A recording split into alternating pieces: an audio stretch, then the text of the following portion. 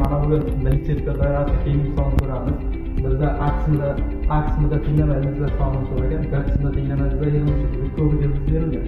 Bu yerda ishimizni osonlashtirish uchun mana bu ikkalasiga belgilashtiramiz. Qanday 2x minus 7 ni a desak, x minus 4 ni b deymiz. Sistema ayiramiz ikkala tomonda. X minus 3 bo'ladi, teng a minus b bo'ladi. Bu mana bunga tenglik uchun umumiy tenglamani yozamiz.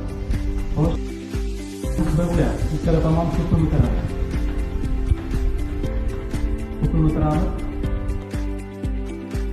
B bo'lyapti. Demak, b bilan b ketsa, a bilan a ketsa, mana buni tenglikni o'rta tarafga o'tkazadigan bo'lsak, ishlarni qildiramiz. Xo'sh, ko'prik ostida a kvadrat b teng ko'prik ostida a b kvadrat bo'ladi. Ikkala tomonni ko'pda oshirib yuboradigan bo'lsak, bu davomi a kvadrat b teng a ko'paygan b kvadrat. Demak, bu yerda bilamizki a teng b, a teng 0, b teng 0 deb ishlaymiz. Endi a bilan blar bizda bor edi mana.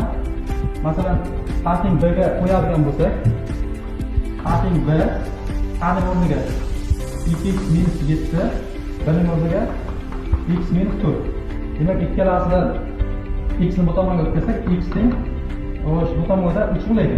Birinchimiz. Ikkinchimiz buni a ning o'rniga tenglaymiz. A teng 0 bo'lgan paytda mana bu 2x teng 7 bo'ladi.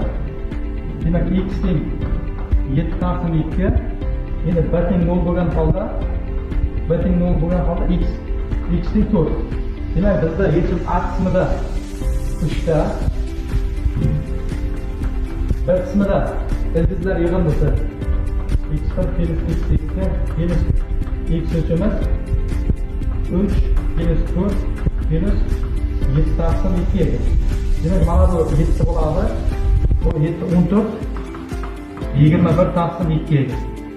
Javobimiz 21 taqsim 2.